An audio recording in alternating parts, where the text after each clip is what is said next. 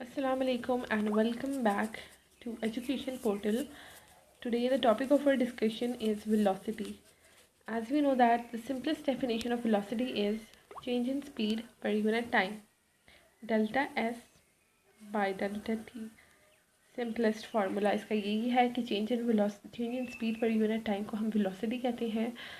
अब हमें सामने पता चल रहा है इस फार्मूला से कि इस डिस्टेंस का यूनिट आ गया मीटर और इस टाइम का यूनिट आ गया सेकंड। सो वेलोसिटी का ऐसा यूनिट है मीटर पर second and dimension is L t-1। और इसका नेक्स्ट पॉइंट क्या है कि velocity is a vector quantity. Vector मतलब इसकी मैग्नीट्यूड भी होती है और साथ ही साथ इसकी डायरेक्शन भी होती है, दोनों चीज़ों पे डिपेंडेंट होती है। सो स्पीड हमें पता है कि speed is a magnitude of velocity, speed is a scalar quantity. अगर हमें वेलोसिटी की डायरेक्शन को निगलेक्ट कर दें तो जो रिमेनिंग मैग्नीट्यूड हमारे पास आ जाता है वो स्पीड आती है, ठीक है। सो इन दोनों चीज़ों को डिफ्रेंशिएट करने वाली चीज़ ही ये है कि स्पीड जो है वो स्केलर है और वेलोसिटी जो है हमारे पास वो वेक्टर क्वांटिटी है। इसके बाद इसके दो बहुत इंपॉर्टेंट केसेस हैं जिससे हमें कोई भी न्यूमेरिकल सॉल्व करने में बहुत आसानी होती है। Case number 1 is if object moves in the same direction, यानी अगर दो ऑब्जेक्ट्स हैं और वो दोनों इस तरह से एक दूसरे को अप्रोच कर रहे हैं या सेम डायरेक्शन में मूव कर रहे हैं और उनकी आपको वेलोसिटीज़ गिवन है और रिलेटिव वेलोसिटी फाइंड करने का कहा हुआ है, तो आपने सिंपली क्या कर देना है, जो बड़ी वेलोसिटी है उसमें से आपने सब्ट्रैक्ट कर देना है छोटी वेलोसिटी की, यानी दोनों वेलोसिटीज़ को आपने सब्ट्रैक्ट कर देना है। फॉर एग्जांपल एक हम न्यूमेरिकल भी देख लेते हैं कि फॉर एग्जांपल आपके पास दो वेलोसिटीज़ हैं। एक हमारे पास आ जाती है, लेट्स सपोज किसी भी ऑब्जेक्ट की वेलोसिटी हमारे पास आ जाती है 10 मीटर पर सेकेंड, ठीक है, और दूसरी की हमारे पास दी हुई है 5 मीटर पर सेकेंड और रिलेटिव वेलोसिटी फाइंड करनी है और साथ ही साथ ये बताया हुआ है कि दोनों ऑब्जेक्ट्स एक दूसरे को अप्रोच कर रहे हैं। तो आपने क्या करना है, सिंपली इन दोनों वेलोसिटीज़ को सब्ट्रैक्ट कर देना है और आपके पास रिलेटिव वेलोसिटी आ जाएगी 5 मीटर पर सेकेंड, ठीक है। ये हमारे पास पहला केस आ गया। सेकंड केस है कि object move in opposite direction, यानी दो ऑब्जेक्ट्स हैं और वो ऑपोजिट डायरेक्शन में जा रहे हैं।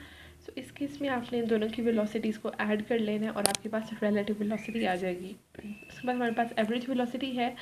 एवरेज वेलोसिटी होता है sum of all the distances और sum of all the velocities, sum of all the speed and sum of all the times divided by sum of all the times. For example हमारे पास अगर 3-4 objects हैं और जिनकी velocity हमारे पास दी हुई है, let's suppose 5 metre per second, distance हमें दिया हुआ है 5 मीटर, दूसरे ऑब्जेक्ट का डिस्टेंस हमें दिया हुआ है 10 मीटर, थर्ड का दिया हुआ है हमारे पास 15 और टाइम हमारे पास दिया हुआ है उन्होंने 1 सेकेंड, 2 सेकेंड एंड 3 सेकेंड। तो आपको बताया हुआ है कि आपने रिलेटिव वेलोसिटी फाइंड करनी है। सो एवरेज वेलोसिटी या रिलेटिव वेलोसिटी फाइंड करने के लिए आप इन सब को ऐड कर लेंगे, distance divided by time. So 10 + 5 15 and 15 + 15 30 divided by 3 + 2 + 1 6। सो 6 5 30। सो हमारे पास जो एवरेज वेलोसिटी है वो आ गई 5 मीटर पर सेकेंड। सो इस तरह से आपके पास अगर डिफरेंट ऑब्जेक्ट्स दी हुए हैं और उनकी स्पीड दी हुई है और आपने अगर उसकी वेलोसिटी फाइंड करनी है तो आप इजीली फाइंड कर सकते हैं। ओके, ये तो हमारे हो गए दो केसेस, एवरेज वेलोसिटी का हो गया।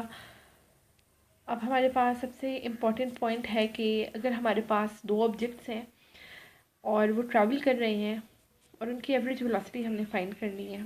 अब है ये कि डिस्टेंस जो है वो सेम लग रहा है, लेकिन ओके, सो फर्स्ट केस में सेम टाइम है एंड डिफरेंट डिस्टेंस है। फॉर एग्जांपल अगर आपके पास ऐसा क्वेश्चन आ जाता है कि an object is moving towards Peshawar with a speed of 5 metre per second and 10 metre per second और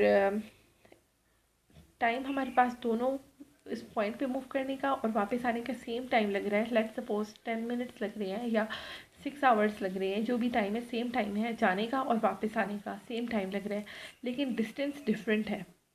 ठीक है, तो अगर टाइम सेम हो और डिस्टेंस डिफरेंट हो तो उस केस में हमने क्या करना है कि दोनों वेलोसिटीज़ को ऐड कर लेना है और उसको 2 से डिवाइड कर लेना है, ठीक है। v1 + v2 डिवाइडेड बाय 2 कर लेना है हमने, ये वाला केस है, ठीक है। अगर टाइम सेम हो और डिस्टेंस डिफरेंट हो, सेकंड केस हमारे पास ये है कि डिफरेंट टाइम है, यानी टाइम स्टार्टिंग पॉइंट से लेकर किसी जगह पे पहुंचने का और फिर वापस आने का टाइम डिफरेंट है, लेकिन डिस्टेंस सेम है, तो उसके लिए हम ये सेकंड वाला फार्मूला यूज़ करेंगे।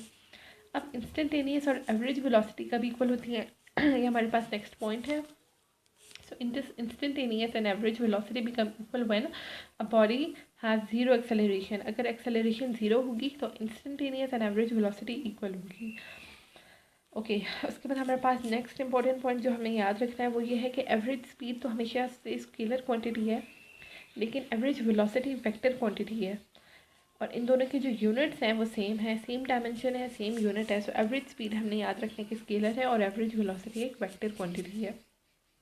और एक बॉडी जो कि एवरेज स्पीड से मूव कर रही है, ठीक है, एक बॉडी जो कि मूव कर रही है उसकी एवरेज स्पीड कभी भी ज़ीरो नहीं हो सकती, कभी भी नेगेटिव नहीं हो सकती, उसकी कोई ना कोई एवरेज स्पीड हमेशा से होगी अगर बॉडी मूव कर रही है।